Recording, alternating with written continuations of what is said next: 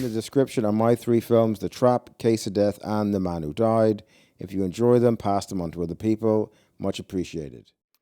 I was going to call this film Four Weddings and a Cuck, and I thought, maybe not. I don't know. Maybe I won't call it that. I'll call it something else. Because, like a lot of films, forget about the cuck thing. I decided against that. The dark side was actually pretty good because these movies do have a dark side, and it's usually some of these movies they're sexual in nature and they're funny, and that bypasses your mind to thinking that it's okay, but it does affect a lot of young people, a lot of young men, and it goes into the back of the head because we're run by subliminal. That's how we're run by, unless you become hyper aware of it, and then maybe it can change. But we are run through subliminals. That's why. I mean, do you think them advertisements are just there because they like spending money? No, they're there because they know how to control us. We're controlled by that little hot match head on the top of our head, the top of our neck. Sorry. Right. So, like, I watched this film a few nights ago, and I have to say, I seen it years ago. I seen it like most people probably have seen it. It's kind of one of them films. It's a cult film, and everyone kind of knows about it. And yeah, so it's got a funny tone in this film. Hugh Grant is kind of like this lovable kind of guy who's just smiling all the time and always fucking apologizing. And it's not really manly behavior though, is it? And man, feeling sorry for yourself because you haven't got some woman in your life. Maybe people should be feeling sorry for men who have women in their life. Because that's my experience. And I'm not putting all women down. I'm just putting most of them down. Right? That's my experience. That most of the times in the past when I've had a woman in my life, it has not made my life better. Not at all. So I choose not to really have them in my life too much anymore. So when you see films like Four Weddings, and just say a side note on this, that I don't believe that these films are just made by, just say you see, like, oh, yeah, this is directed by Mike Newell, and the screenplay was by, I think it was Richard Curtis, and he done other films with Hugh Grant as well. I can't remember all the other ones, but anyway, nothing's going to change my mind to think that these people don't really produce these scripts and these movies completely on their own. Because if they did at the start, or they just choose ones that fit their curriculum, that they get altered. When you offer people loads of money, or they're going to make loads of money, and their films are going to go into the stratosphere, even though they didn't know that this film was going to be successful when they made it, so they say. But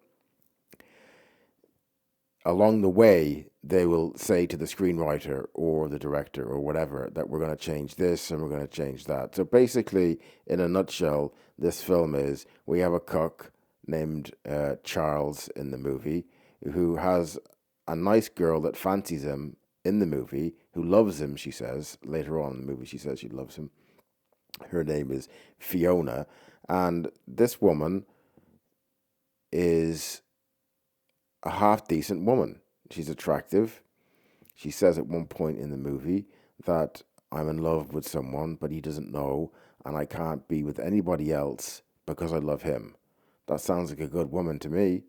She's not going to be around fucking other guys and messing around because she loves this other guy. So Charles takes no interest in her, doesn't even know when she says later on in the movie that it's you, Charles, you're the one that I love. He's not even aware of it because he's been programmed, like the movie is programming men who have watched the movie, especially young men, that you should be interested in this fucking floozy who goes around sleeping with as many men as she wants. And apparently that's okay. That's just the norm. That's cool to do that as a woman. Just, at one point during this coffee shop, and she's going through like, cutesy cutesy. Oh, there was number two, there was number three, number nine had a hairy back, and and he was great, he was wonderful. This one, and then Hugh Grant says, "Oh, I hate him already," and they turn it all into comedy, right? But this basically, this woman is just a nightmare, going through as many men as she wants, and it's cool. And Hugh Grant sees her from a distance, and you're like, she's magnetic and she's interesting. She's a fucking just a typical tart, right? And he notices her. Now, I've done this in my own life. When I look back at things that I've done and mistakes that I've done, I'm like, Jesus, there was great people right in front of me, and I chose some fucking tart, you know? And so these films are dangerous, man. They're dangerous, and they make them probably now the same kind of films, even worse now. I don't even know what they're called, newer ones for the newer generation, right? But these films are fucking dangerous. This film is dangerous as well because it's so funny. It's a funny movie, right?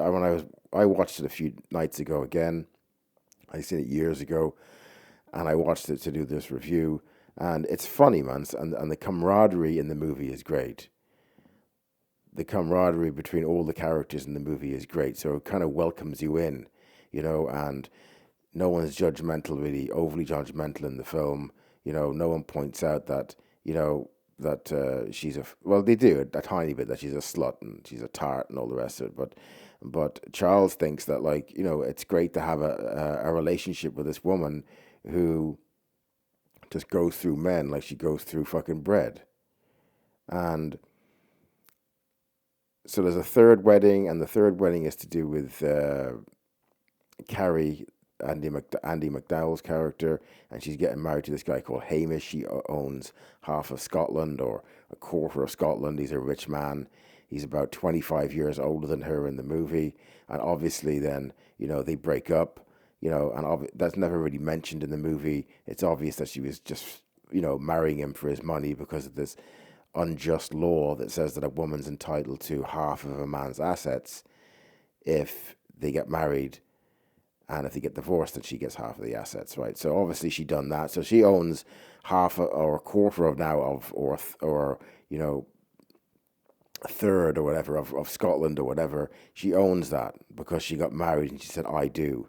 It's a legal contract, but that's never mentioned either. So this woman's unscrupulous, and she can't be trusted. Yet the love story is based around Charles thinking that she's, the best thing since sliced bread, which I don't understand. There's loads of things better than sliced bread, right? How about fucking toast is better than sliced bread, isn't it? But then again, you have to slice the bread to make the toast. So maybe I'm wrong, right? But this film, right?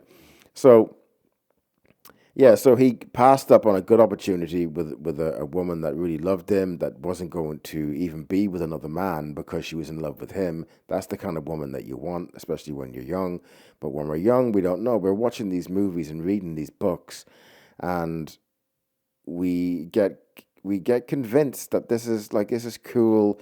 These people are fun. These people are interesting. These people, and this woman in the movie, Andy McDowell, she's the most uninteresting fucking person in the whole fucking movie. She basically doesn't even say hardly anything, and when she does, it's cheesy as hell, and she just comes across as really fucking boring.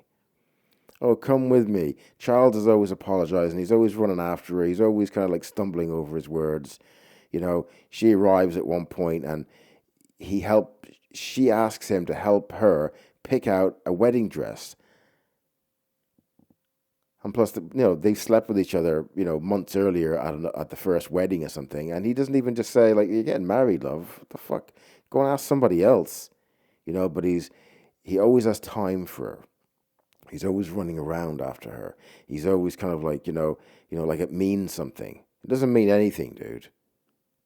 Okay? A woman like that is just not worth it. She's not worth it. If she does it on somebody else, she's going to do it on you. Okay? She has the wrong mindset. And if you're going to get into a relationship with someone who has the wrong mindset, then that means that your mindset is not correct, because you can't see, as in Charles's predicament, he couldn't see the Fiona character who was in love with him and who was a good woman. He couldn't see that because his mind is blocked. And they want the audience's mind blocked, men's in particular, to be blocked too, so they'll make stupid decisions. Okay, and they won't set down a good foundation for themselves. That's what these films are about. And like I said, the segue back, I don't think that these screenwriters and these directors, just come up with these movies themselves. And if they do, the original, the initial story, then I don't believe that the money men don't come in and say, okay, we'll change this, we'll make this character more like this, and we'll make Charles's character this goofball cuck who just runs around after a woman and thinks that if he doesn't get a woman in his life, that his life is over.